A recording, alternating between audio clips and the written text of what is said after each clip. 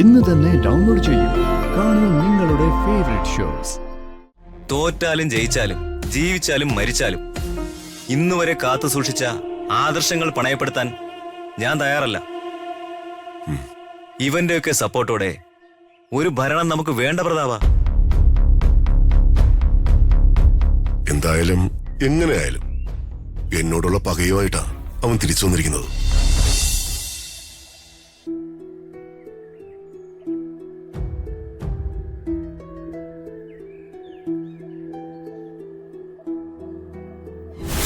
Test റിസൾട്ടിൽ it's confirmed.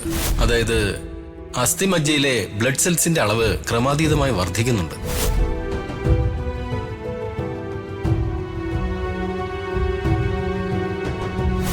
ഒരു പാർട്ടിയിൽ തന്നെ നിന്ന് ബദ്ധ ശത്രുക്കളായി പണ്ടത്തെ പോലെ ഒരു പട വെട്ടണ്ടേ വർമ്മ സാറേ?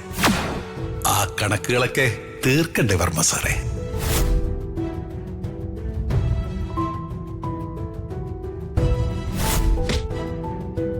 വർമ്മ തിരഞ്ഞെടുപ്പിൽ മത്സരിക്കണം, പേടിച്ച് പിന്മാറരുത്.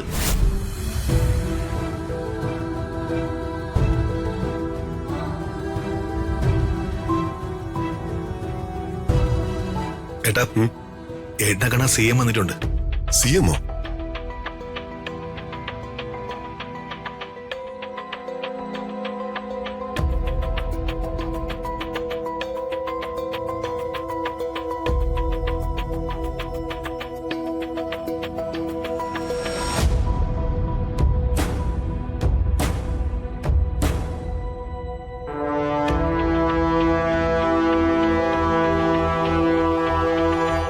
സാറെന്താ ഒരു മുന്നറിയിപ്പും കൂടാതെ വന്നത്?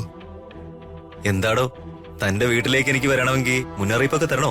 അയ്യോ, ഞാൻ അങ്ങനെയൊന്നും പറഞ്ഞതല്ല സാർ. ആറ്റിങ്ങൽ, ചാത്തന്നൂർ, കൊട്ടിയം, കൊല്ലം ഇവിടേക്ക് എനിക്കൊന്ന് പ്രോഗ്രാം ഉണ്ട്. പോകുന്ന വഴിയല്ലേ, അപ്പൊ തന്നെ കാണാന്ന് കരുതി വന്നതേ ഉള്ളൂ. ഓ ശരി, സാറിന് ചായ എടുത്തോട്ടോ. അയ്യോ, എന്നെ ഉപദ്രവിക്കല്ലേ. രാവിലെ ഞാനൊരു ചായ കുടിക്കും, അത്രയേ ഉള്ളൂ. താനീ വന്നേ.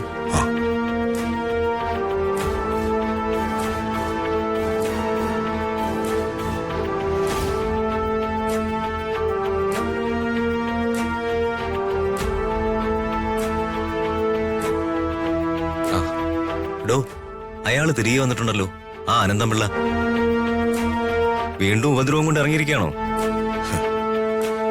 അവന്റെ ലക്ഷ്യം CMന്റെ കസേര തന്നെയാ, അതിൽ യാതൊരു സംശയമില്ല. പക്ഷേ അവന്റെ ശത്രു ഞാനാ, അത് CMനെ അറിയാലോ. വെറും വ്യക്തിവൈരാഗ്യോ?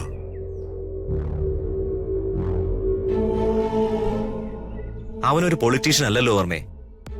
പൊളിറ്റീഷ്യൻസിനല്ലേ പൊതുജനങ്ങളോട് കമ്മിറ്റ്മെന്റ് ഉണ്ടാവൂ. ഇയാള് ക്രിമിനലാ, രാഷ്ട്രീയത്തിലെ ക്രിമിനൽ. അവൻ എന്നോടുള്ള അംഗത്തിനാണ് തിരികെ വന്നിരിക്കുന്നതെന്ന് നേരിട്ട് പറഞ്ഞു കഴിഞ്ഞു സാർ. പിന്നെ അനന്തംപിള്ള കോടീശ്വരനായ ഒരു പൊളിറ്റിക്കൽ ക്രിമിനൽ ആയതുകൊണ്ട് അയാളുടെ പിന്നിൽ കുറെ ആളുകളുണ്ടാവും. എന്തെങ്കിലുമൊക്കെ ഈ ഗവൺമെന്റിനെതിരെ അവർക്ക് ചെയ്യാനും പറ്റും. താൻ പറഞ്ഞു വരുന്നത്? അല്ല, ഒരു കോംപ്രമൈസിന് അയാൾ തയ്യാറാണെങ്കിൽ CM എന്നെ നോക്കണ്ട, അയാളുമായി ഒരു ധാരണയിലെത്താൻ. അതായിരിക്കും സാർ സേഫ്. എന്ത് വർത്തമാനമാണോ വർമ്മയെ താനീ പറയുന്നത്? ഞാനെന്താ ഒരു അവസരവാദിയാണോ? പൊതുജന സേവനമാണ് എന്റെ ജീവിത ലക്ഷ്യം. അതുകൊണ്ടാ വിദ്യാഭ്യാസ കാലം മുതലേ രാഷ്ട്രീയം ജീവിതമാക്കിയത്. ആദർശം വിറ്റ് ഇന്നേ വരെ ഞാൻ ജീവിച്ചിട്ടില്ല. അയ്യോ, ഞാൻ പറഞ്ഞത് സാറിന് ഫീൽ ചെയ്യണ്ട. അയാളെ ഞാൻ കാരണം CM ശത്രുപക്ഷത്തേക്ക് മാറ്റി നിർത്തണ്ട എന്ന് മാത്രമേ ഞാൻ അർത്ഥമാക്കിയുള്ളൂ. അനന്തംപിള്ള അക്രമകാരിയും അഴിമതിക്കാരനുമായ ഒരു രാഷ്ട്രീയ നേതാവാ. എന്റെ തല പോയാലും അയാളുമായി ഞാനൊരു കോംപ്രമൈസിനില്ല.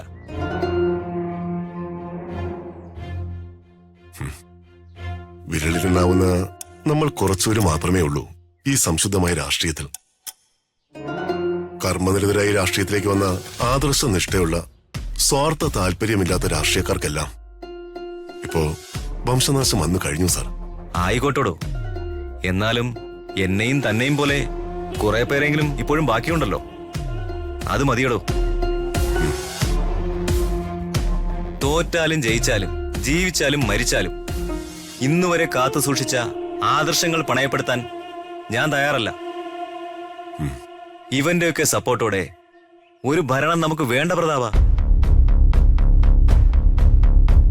എന്തായാലും എങ്ങനെയായാലും എന്നോടുള്ള പകയുമായിട്ടാ അവൻ തിരിച്ചു വന്നിരിക്കുന്നത്. ഒരു മൂർഖനാ സാർ അവൻ. പതിയിരുന്ന് ആക്രമിക്കാൻ വരാൻ മടിക്കില്ല. അങ്ങനെയാണെങ്കിൽ വർമ്മ സൂക്ഷിക്കണം. നിങ്ങൾക്ക് സ്പെഷ്യൽ സെക്യൂരിറ്റി അറേഞ്ച് ചെയ്യാം. ഏയ്, അതൊന്നും വേണ്ട സാർ. അവൻ ഫൈറ്റ് ചെയ്യട്ടെ, നമുക്ക് നോക്കാം. എത്ര ഇടവപ്പാതിയും മീനച്ചൂടും കർക്കിടകപ്പാതി രാത്രികളും കഴിഞ്ഞിട്ടാ നമ്മൾ ഈ വഴിയിൽ എത്തിപ്പെട്ടത്.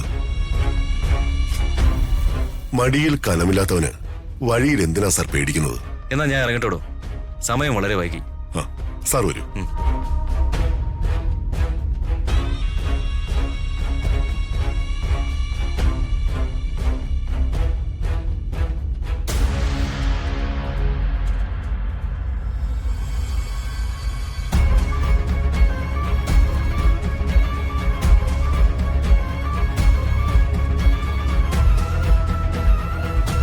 അപ്പോ പ്രതാപന്റെ മൂഡൌട്ടിന്റെ കാര്യം അതാണ്.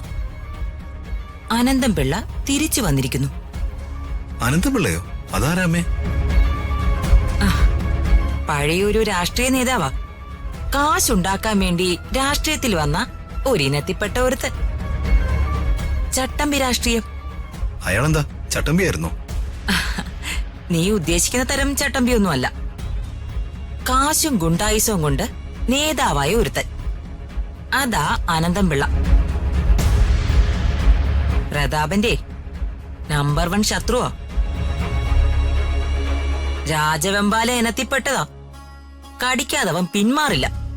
വല്യമ്മാവനുമായി എന്താ ശത്രുത? പണ്ടേ ഈ അനന്തം പിള്ളയെ ശരിക്കൊന്ന് നോവിച്ചു വിട്ടതാ പ്രതാപൻ. ആ പ്രതികാരം കൊണ്ടായിരിക്കണം അയാളിപ്പോ തിരികെ വന്നിരിക്കുന്നത്.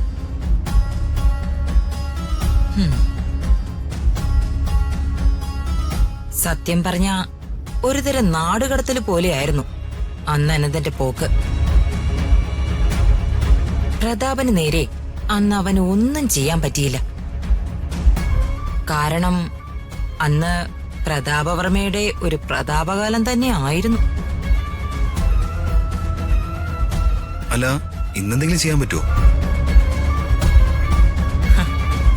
ഇന്നിപ്പോഴേ പ്രതാപന് ഗ്രഹണ സമയല്ലേടാ ദീപകെ.